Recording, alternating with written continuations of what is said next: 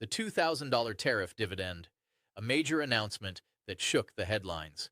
Today's financial discussion begins with a headline that has dominated news feeds and social media conversations across the United States. Former President Donald Trump has publicly announced a proposal to send $2,000 payments to Americans, funded by revenue collected from tariffs. According to Trump's statement, this money would come directly from tariffs imposed on foreign countries, particularly major trading partners. He argues that these tariffs have generated hundreds of billions of dollars for the U.S. government and strengthened the American economy. In his view, tariff revenue represents money that should benefit American citizens directly. Trump described the payment not as a traditional stimulus check, but as a tariff dividend. The distinction is important. A dividend suggests Americans would be receiving a share of existing government income rather than emergency spending funded by debt. He also made clear that high-income Americans would be excluded, with the payments aimed primarily at low- and middle-income households. Supporters see the proposal as meaningful relief. For many Americans, especially retirees and seniors on fixed incomes, an extra $2,000 could help offset rising costs for groceries, utilities, prescriptions, or housing. Even modest increases in everyday expenses have placed pressure on household budgets over the past few years. However, the announcement leaves several unanswered questions. Trump did not specify a timeline for payments, exact income thresholds, or whether Congress would need to approve the plan. At this stage, the proposal exists as a bold public declaration, but not yet as formal legislation. As always, the real issue is not whether the idea sounds appealing, but whether it can move from announcement to reality. Where the money comes from. Understanding tariff revenue. To understand whether a $2,000 tariff dividend is possible, we first need to understand where the money is supposed to come from. According to the Trump administration, the source is tariff revenue, taxes paid on imported goods from foreign countries.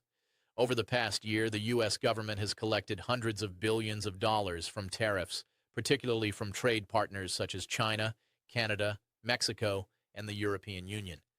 Monthly collections have reportedly reached tens of billions of dollars, with some months exceeding $30 billion in revenue. These figures are central to Trump's argument that the money already exists. Trump has repeatedly stated that tariffs are not a burden on Americans, but rather a tool to force foreign countries and companies to pay their fair share. In his view, the United States is now taking in trillions and using that revenue to strengthen domestic manufacturing, build factories, and encourage investment inside the country. Supporters of the tariff policy argue that this revenue stream makes the idea of a dividend more realistic than past stimulus programs, which relied heavily on deficit spending and borrowing. Unlike pandemic-era checks, tariff revenue is presented as current income, not future debt. However, critics point out that tariffs can indirectly raise prices for consumers, as companies often pass costs down the supply chain. While the government collects the tariff, American households may still feel the impact through higher prices on everyday goods. This raises an important question. If tariffs generate so much revenue, should that money go toward direct payments, or should it be used for other priorities like debt reduction? That debate sits at the heart of the tariff dividend proposal. Who gets the $2,000 and who does not? One of the most critical details in the tariff dividend proposal is who would actually receive the money. According to Donald Trump's statements, the $2,000 payment would go to most Americans, but high-income individuals would be excluded. While Trump did not provide an exact income cutoff in his latest announcement, he has previously suggested limits in the range of $100,000 per year. This signals that the proposal is aimed primarily at low- and middle-income households, including retirees, hourly workers, and families living on fixed or modest incomes. For many seniors, this detail is especially important. Retirees often rely on Social Security, pensions, or retirement savings that must stretch further each year as costs rise. A one-time $2,000 payment could help cover essentials such as prescription drugs, health insurance premiums, utilities, or property taxes. However, the lack of clarity also raises concerns. Without defined income thresholds, Americans do not yet know whether they would qualify. There is also no explanation of how eligibility would be verified or whether dependents, married couples, or households would receive multiple payments. Another key question is whether this dividend would be per individual or per household. Trump's wording suggests per person, but no formal guidance has been issued. This distinction could significantly affect how much total money is distributed and how many people benefit. At this stage, the proposal offers a broad promise rather than precise rules. For many Americans, especially those living paycheck to paycheck or on fixed incomes, the uncertainty is just as important as the potential benefit. Until clearer details emerge, the question remains, who is truly included and who is left out? Is this really a stimulus check or something different?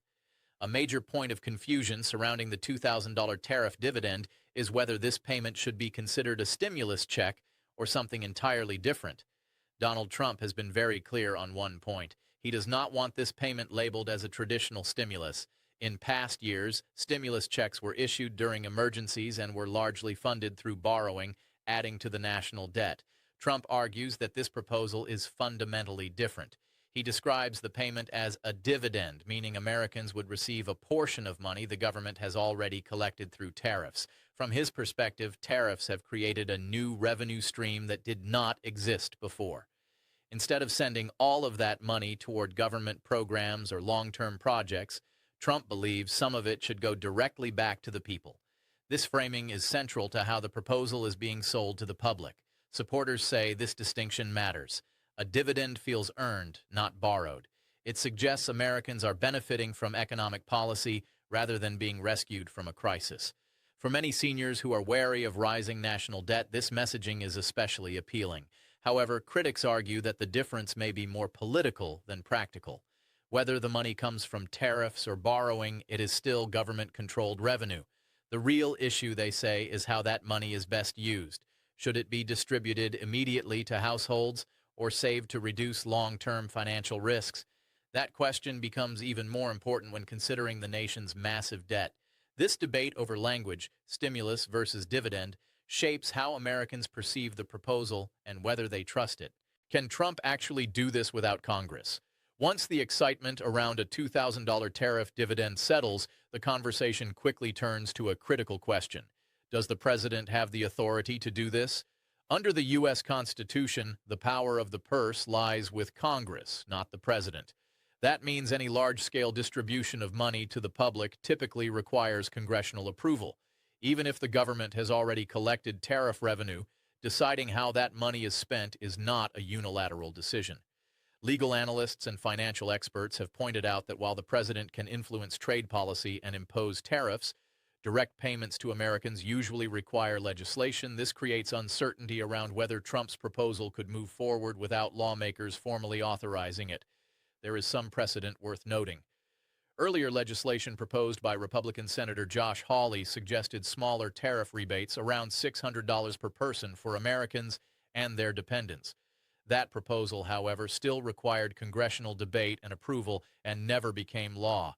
Trump's current proposal goes much further, both in dollar amount and scope. A $2,000 payment to millions of Americans would represent a massive transfer of funds, even if limited to lower and middle-income households. Supporters argue that because the money already exists, Congress should act quickly. Critics counter that rushing such a plan could have unintended consequences, especially if it interferes with other fiscal priorities. At this stage, the tariff dividend remains a proposal, not a policy. Whether it becomes reality depends not just on presidential intent, but on political negotiation, legal authority, and congressional action. That uncertainty remains one of the biggest hurdles standing between Americans and a potential $2,000 payment. Tariff revenue versus national debt. Competing priorities. Beyond legal authority, another major issue surrounding the $2,000 tariff dividend is how tariff revenue should be used. According to statements from the Treasury Department, one of the administration's stated priorities has been to apply tariff income toward reducing the national debt, which currently stands at more than $38 trillion. Treasury officials have publicly noted that tariffs have generated significant revenue, enough to make a meaningful dent in government obligations if used consistently over time. From this perspective, every dollar distributed as a dividend is a dollar not applied to debt reduction. This creates a clear tension. On one side, there is immediate relief for American households, especially seniors and low-income families who feel financial pressure today. On the other side, there is the long-term risk of allowing national debt to continue growing, which could affect interest rates, inflation, and future government programs. Trump has attempted to bridge this gap by claiming both goals are possible.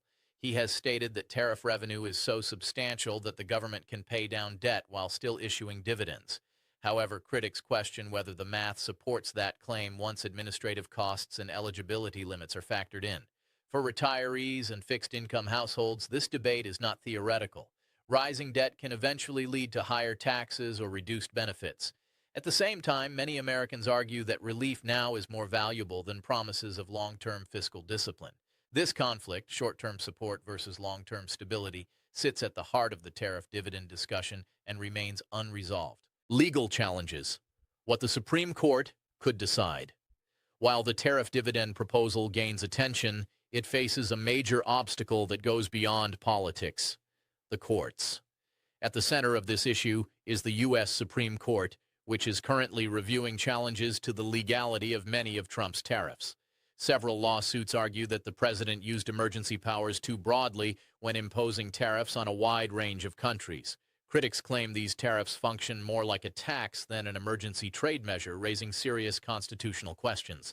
During recent hearings, Supreme Court justices reportedly expressed skepticism about whether the executive branch has the authority to impose such sweeping tariffs without explicit congressional approval. If the court rules against the administration, the consequences could be significant.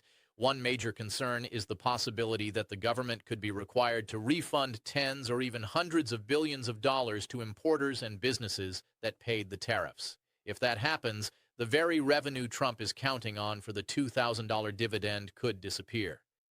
For Americans hoping for a dividend, this legal uncertainty is critical. Even if Congress approved payments, the money may not be available if the tariffs are overturned. In that scenario, the government's priority could shift from issuing checks to managing refunds and legal fallout. Treasury officials have downplayed the risk, arguing that tariffs were designed to rebalance trade, not raise revenue. Still, until the Supreme Court issues a final ruling, the foundation of the tariff dividend remains unstable. In short, the future of the $2,000 payment may depend less on political will and more on how the court interprets presidential power. Is the $2,000 dividend cash, or will it come as tax relief? Another important detail that has created confusion is how Americans would actually receive the $2,000 benefit. While many people immediately picture a check or direct deposit, officials within the administration have suggested the dividend could take different forms. Treasury Secretary Scott Bessent stated in interviews that he had not discussed the plan directly with Trump before the announcement. He explained that a $2,000 benefit does not necessarily mean cash in hand. Instead, it could arrive through tax-related changes already being discussed.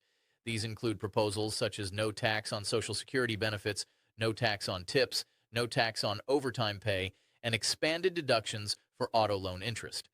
From the administration's perspective, these measures could equal or even exceed the value of a $2,000 payment over time. For seniors, this distinction matters greatly. A direct payment offers immediate relief, while tax changes may help only those who owe taxes or are still working. Retirees who rely primarily on Social Security could benefit from tax exemptions, but the savings would not arrive all at once. This explanation has led some observers to believe the original announcement may have been scaled back or reframed after the fact. Critics describe it as a walk back, while supporters argue it simply reflects flexibility in how relief is delivered.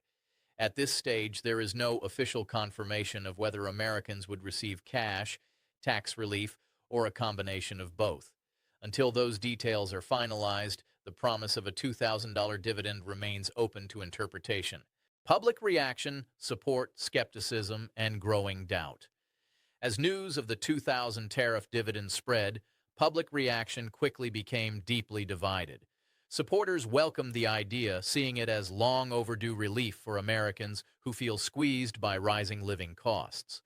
For many, especially seniors and fixed-income households, the promise of extra money brought a sense of hope. At the same time, skepticism grew just as fast. Many Americans questioned whether this proposal would ever move beyond headlines. In online discussions and comment sections, large numbers of people expressed doubt, saying they had heard similar promises before that never became reality. Some critics pointed out that the announcement lacked clear details.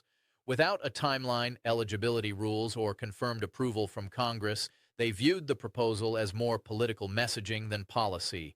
Others questioned why the plan was being announced so publicly if key officials had not yet discussed the specifics. There was also concern that repeatedly raising expectations could lead to disappointment.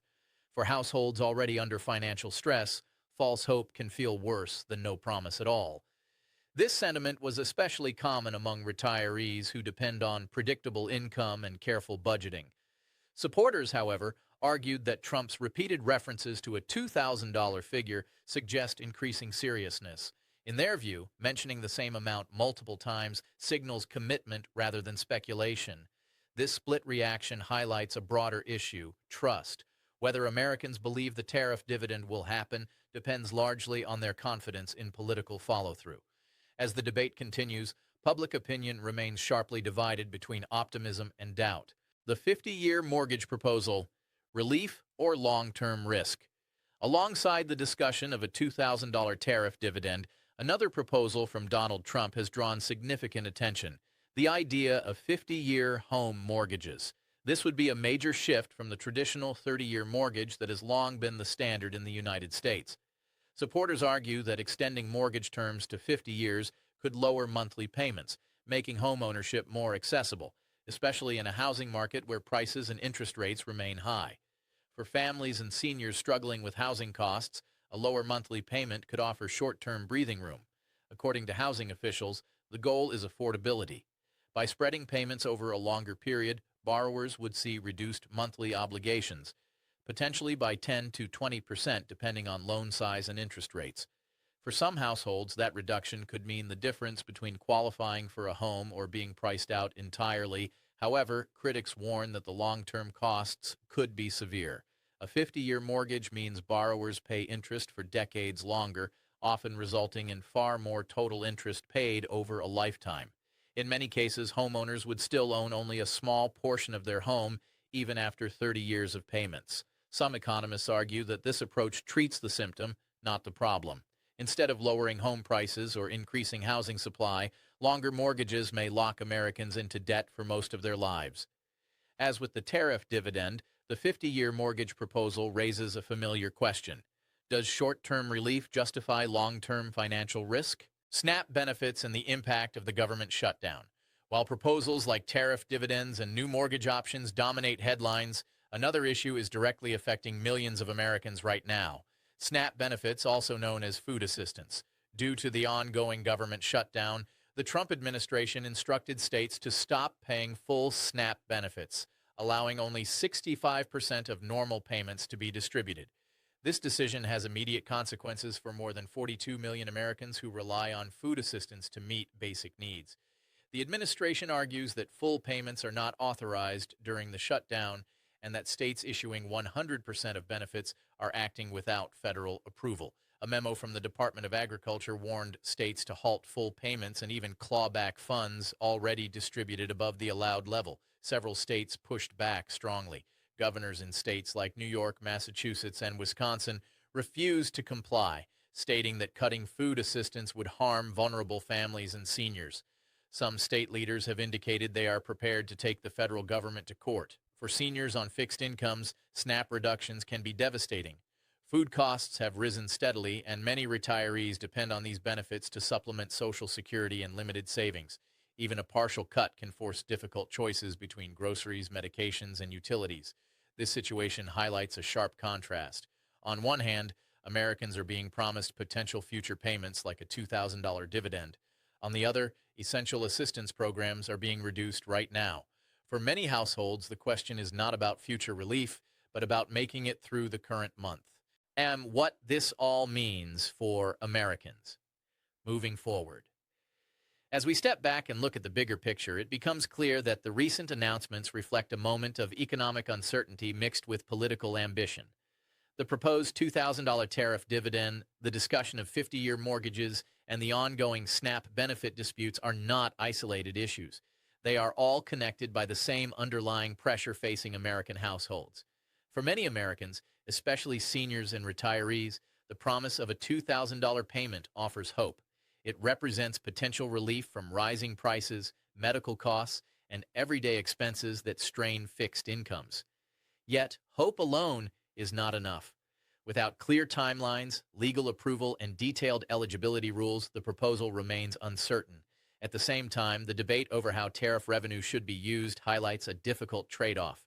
Immediate financial relief can help families today, but long-term fiscal responsibility affects future stability, interest rates, and government programs that millions depend on. The proposal for 50-year mortgages tells a similar story. Lower monthly payments may ease short-term pressure, but extended debt raises concerns about financial security later in life. Meanwhile, SNAP benefit reductions remind Americans that some financial challenges are not theoretical. They are happening right now. Taken together, these developments point to a country searching for balance between short-term relief and long-term consequences. For viewers, the most important step is staying informed, asking critical questions, and watching how these proposals evolve beyond headlines. Because in the end, real financial security is built not on announcements, but on actions that last.